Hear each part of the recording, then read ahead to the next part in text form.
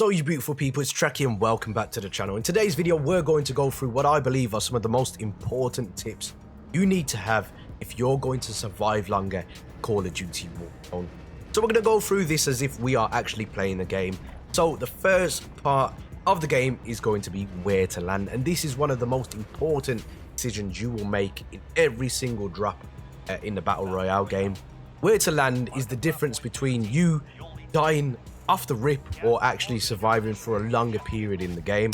Now there are several factors where you're going to land, and one of the main factors I choose where to land is am I in the first circle? This is a really important thing because you're under no time constraints, no pressure when you first land to get loot and get out of there, which actually puts you in a situation where you're more likely to run into somebody because you're one eye on the map, one eye on where you're actually going to. So this is something that's really important. Now my tendency is to land by the out of bounds portions of the map that are still within the first circle. Somewhere like hills is somewhere I go. Somewhere like the top of quarry is somewhere where I go. It just has less volume of people coming with me, and I know exactly where the enemy is going to be coming from due to several parts of the map being blocked off by the outer bounds zone. So already I can predict the type of traffic I'm likely to see, where I'm likely to see. When you are jumping out the plane, make sure you pay attention to how many people are still in the plane with you when you're about to jump, and then you have the chance to free look and have a look around. Everyone does wear red flares on their ankles, so you will be able to see how many people are really dropping around the area that you're in. So you've chose the area where you're going to, and you obviously want to select somewhere that does have some buildings. You don't just want to land somewhere where it's just barren and there's nothing. Be selective about where you're going. If it only got 4 houses there, that should be enough to get you some decent loot, so you can start making decisions as to where you're going to go within the map. So you've landed and it is time to loot. You need to be as efficient as possible here. A lot of people get killed in Battle Royale games because they become magpies, as I say.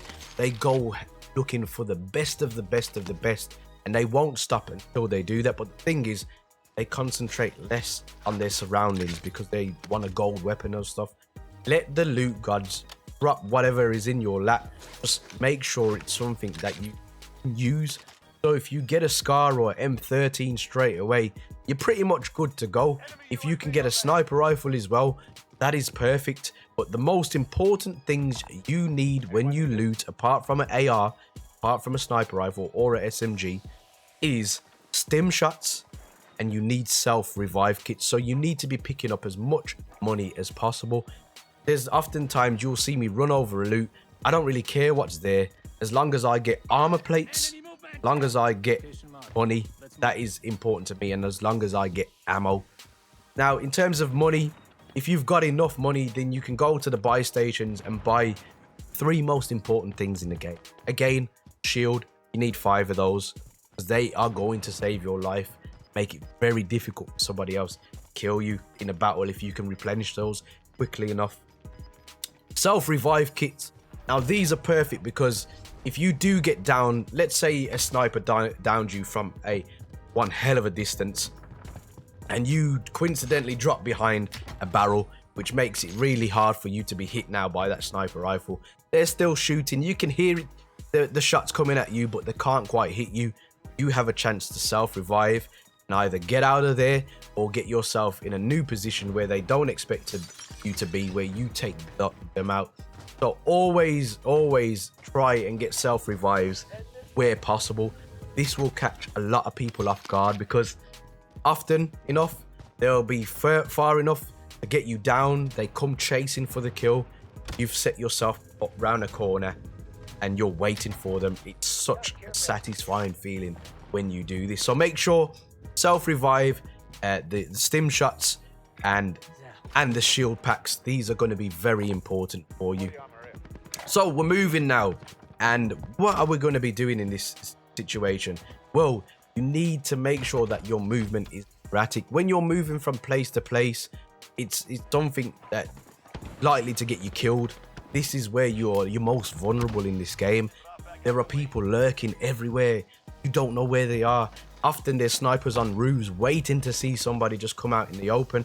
And the hardest way for them to be able to hit you is if your movement is erratic. Make sure you're jumping randomly, you're sliding randomly, moving from left to right randomly. Just make yourself really hard target to hit, and this will ensure that you do survive longer, especially if you're hearing them clicks from sniper shots coming at you. This is when you should definitely be doing those sorts of things. Another thing that can make it really hard for your enemies as well, which is a little tip here that a lot of people, it probably goes over their head quite often, is the outfit that you choose to use when you go into Warzone. Now, a lot of people, they've gone into the battle pass, they've got the brightly colored red, blue outfits. There's even a fluorescent green one. These are the worst things to be wearing on a battle royale game, unless you really think that you're nade shot or whoever you are. Now, if it's all about survival for you, you need to be wearing something like I'm wearing the ghillie suit. The ghillie suit, it's earthy color, and there's a lot of places here. Just the quality, the graphics are, you know, they're quite dirty looking, and you will fit straight in. So if you haven't got much cover, you'll be able to lie down in some tall grass, and I'm guaranteeing you, people are going to find it hard to see you unless they're rocking some sort of night vision or thermal.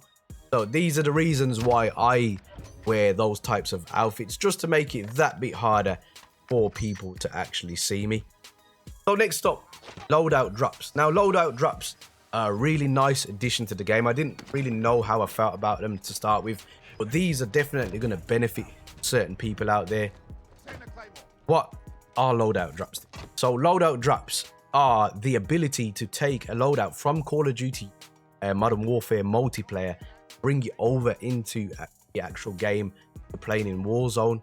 So you could bring in your absolute favorite gun with all your favorite attachments and perks and utilize that in Warzone, but it does come at a cost. These loadout drops from the sky. They are marked on every single person's map. Now, if there's somebody with the same idea as you, they are going to go for the drop. So this is where you need to consider what you really need from this drop. If you've already got stims, and you've already got self-revives, and you've already got a decent gun that you know that you're pretty decent with, then I wouldn't personally bother. But the one situation that I do go for these is if I haven't got a stim shot, then I know my loadout automatically comes with 2. I also use restock, so I will constantly get those as well. But more importantly, I have a primary, which is a sniper, and it's got the thermal sight connected on there. It's a very specialized weapon that you're unlikely to find, because it's more difficult to find snipers in this game than it is find SMGs and ARs. And I personally feel like sniper rifle is a must-have weapon. So if this is the situation that you're currently in, then it may be worth going for these loadouts, but be aware that you will put yourself in grave danger going for these, because they are very sought after by people who are playing the game. So what else can be very helpful towards you surviving for longer in Call of Duty Warzone?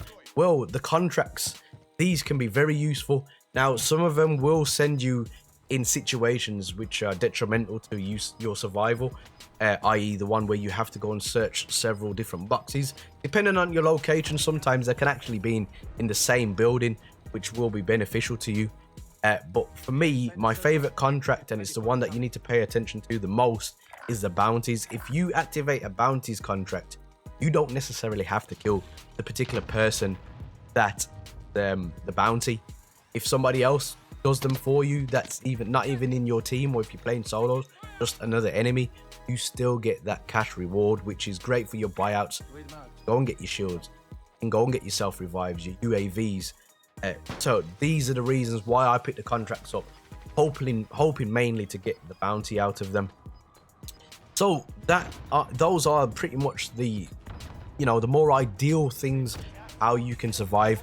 I am going to do more guides in depth of how to get your first win and stuff. These are the most important tips here you'll need to survive longer in Warzone. Guys, there are many buttons you keep, but a like and subscribe button, outdated if you're fancy. And as always, guys,